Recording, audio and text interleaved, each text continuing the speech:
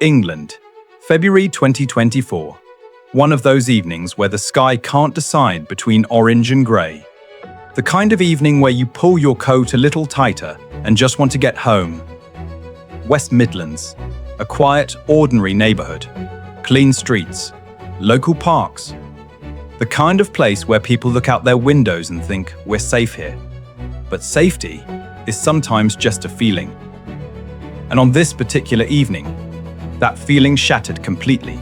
A 12-year-old boy was walking home from school, bag on his back, the same route he took every single day. He was probably thinking about what was for tea, maybe what game he'd play later, maybe nothing at all, just walking, just living. He had absolutely no idea that just a few steps ahead, his life was about to end.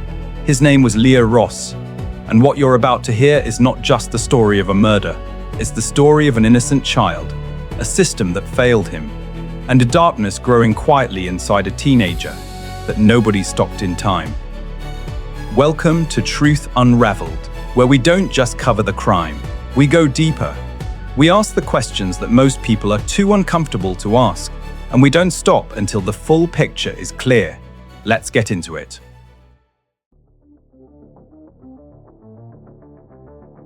Leo Ross, 12 years old.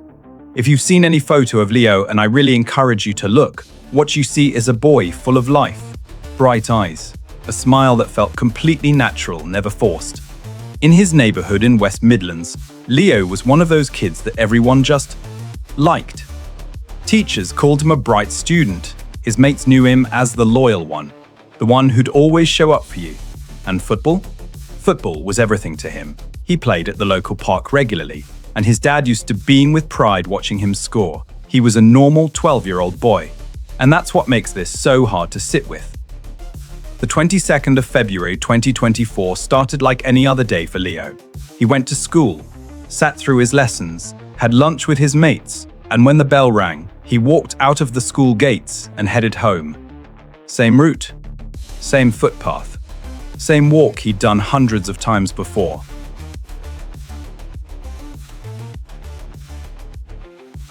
He never made it home. That walk, the one he'd done 100 times, became his last. Now let's talk about the other boy. His name, Kian Moulton, 14 years old. When you hear that a 14-year-old stabbed a 12-year-old child to death, the first thing most people feel is pure shock.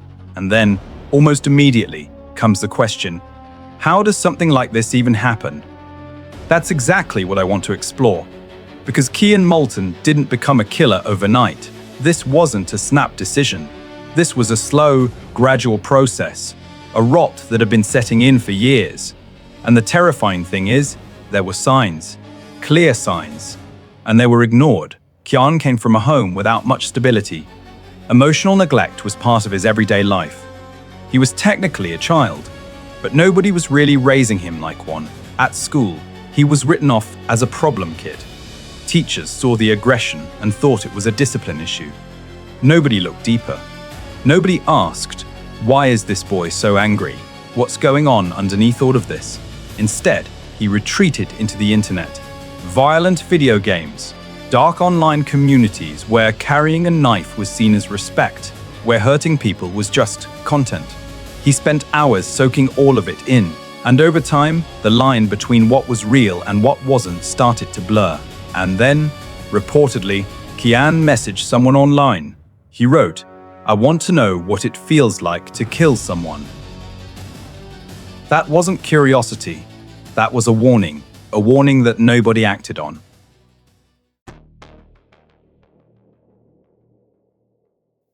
22nd of February 2024. Just after 4 in the afternoon.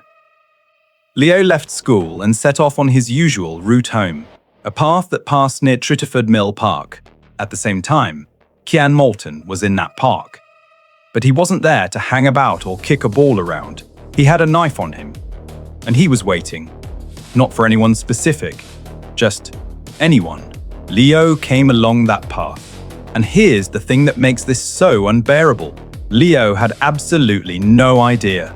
No idea that the boy he was about to walk past was carrying a knife. No idea that he'd been chosen at random. No idea that the next few seconds would be his last. They crossed paths. No argument. No history between them. No reason. Not one that any of us would recognize as a reason. Just seconds. And Kian attacked. One knife. Leo was completely defenseless. He didn't get a chance to run, to fight back, to do anything. He fell. He was bleeding badly. And then Kian did something that honestly sent a chill through everyone who heard it. He didn't run. He hid the knife just a short distance away, and then he walked back to Leo.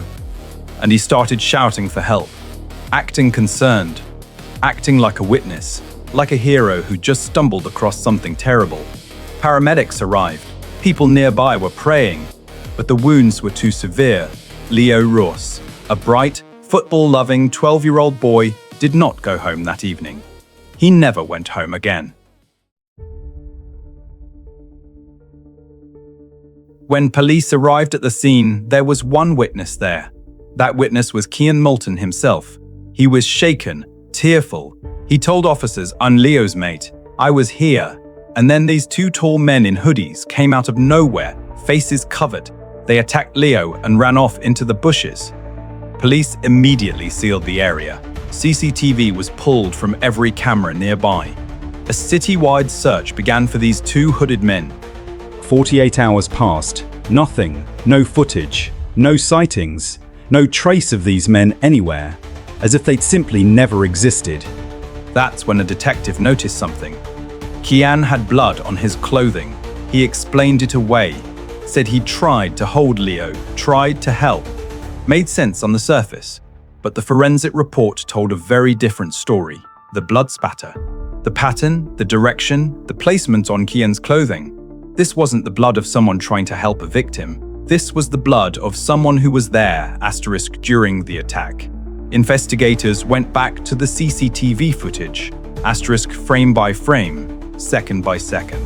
And there in the corner of the park, just * 2 minutes before the attack, Kian Moulton appeared on camera, alone, with a knife in his hand. Police searched Tritterford Mill Park, and not far from the scene, hidden in the bushes, they found it. The knife. Hastily concealed. DNA match. Fingerprints match. That same evening, Kian Moulton was arrested at his home. When the evidence was laid out in front of him, the footage, the knife, the forensic report, the act fell away completely. He cried, but those weren't tears of remorse. Those were the tears of someone who knew he'd been caught.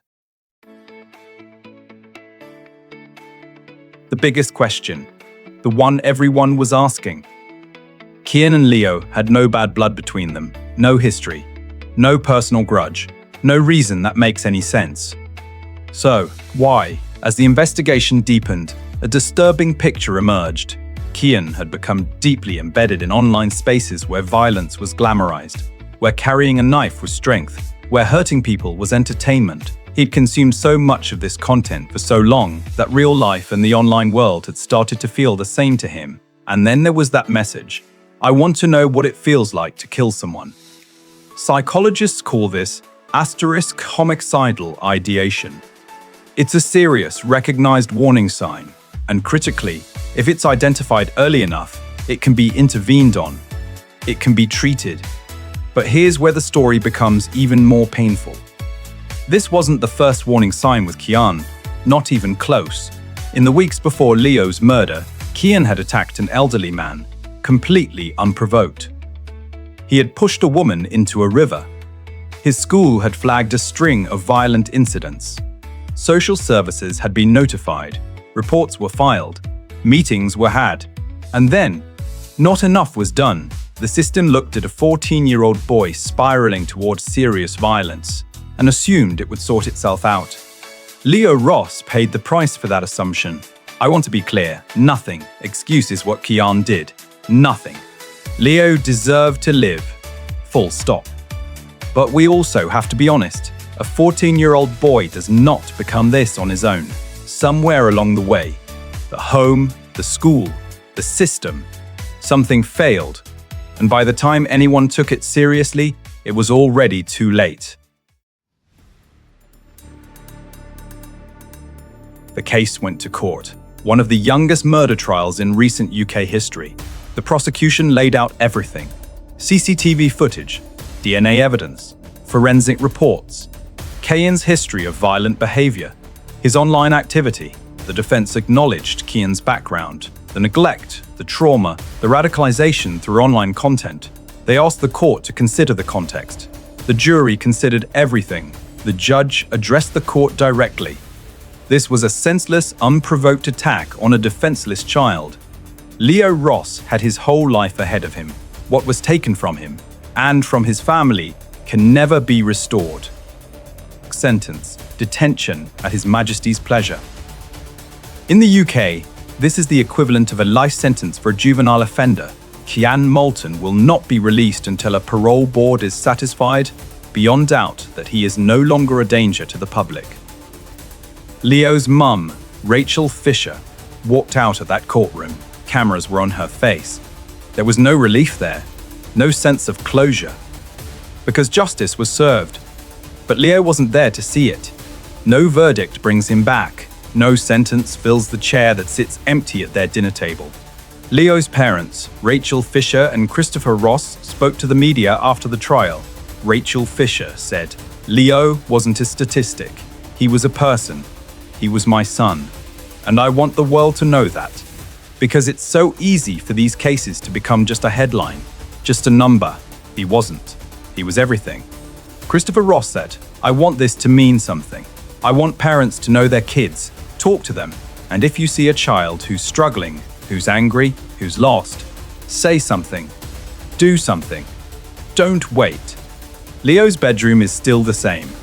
Football poster on the wall. His favorite jersey drapes over the chair. Books on the shelf, some open, some not. Every February, Rob and Joanne go to Tritterford Mill Park. They lay flowers. They sit for a while, and then they go home, to a house where one room stays exactly as it was. Because changing it would make it too real, and that room, that unchanged quiet room, says everything. Leo's case is not an isolated incident, not even close. Knife crime in the UK has been rising for years, and the statistics are genuinely alarming. Every year, England and Wales record over *40,000 knife crime offences. A significant and growing proportion of those involve teenagers, both as victims and as perpetrators. These aren't just numbers. Every single one of those cases is a Leo, a family, a bedroom left unchanged. So what's driving this? Experts consistently point to a few key factors. 1. Online radicalization. Social media and certain online communities actively glamorize knife culture. They make violence look powerful, cool, masculine. Young boys, particularly those who feel overlooked or powerless, are drawn in. And once they're in, it's very hard to pull them back out. 2. A lack of mental health support. The UK's mental health services for young people are overwhelmed. Waiting lists are long. Early intervention, the kind that might have helped Kian Moulton, often doesn't happen because the resources simply aren't there. 3. Warning signs being dismissed. This is perhaps the most painful one, because in so many of these cases, the signs were there. Teachers saw them. Social workers saw them. And somewhere along the line, someone decided it wasn't serious enough. Until it was. Leo's death was preventable. That is the hardest sentence in this entire video to say. But it's the truth. And if we don't say it out loud, nothing changes. I want to end this with a few questions, not rhetorical ones. Questions I genuinely want you to think about. Should a 14-year-old be sentenced the same way as an adult? On one hand, Leo's life mattered. His future was stolen. Justice should be serious and meaningful. On the other, Kian was 14, a child technically, a child who was failed long before he ever picked up a knife. Does locking him away serve justice, or does it just make us feel better? The UK system tries to find a balance, but I'm not sure we found it yet. Tell me what you think in the comments. Second, do you actually know the young people around you? Not just on the surface. I mean, really know them, what they're watching online, who they're talking to. what's making them angry, what they're scared of. Because here's the truth, kids who are heading somewhere dark, they don't always look like they are. Sometimes they look like the quiet one, the moody one, the one who's just going through a phase, but sometimes it's not a phase. And by the time it becomes obvious, it's already too late. Leo Ross, 12 years old, loved football, loyal to his mates, the center of his parents' world. He didn't make it home that evening. But his story, it deserves to travel further than that park, further than West Midlands, further than a courtroom. His story deserves to change something. So if this video made you feel something, share it, not for the views, but because this conversation needs to happen in homes, in schools, in government, before the next Leo. Take care of yourselves and look out for the people around you. I'll see you in the next one.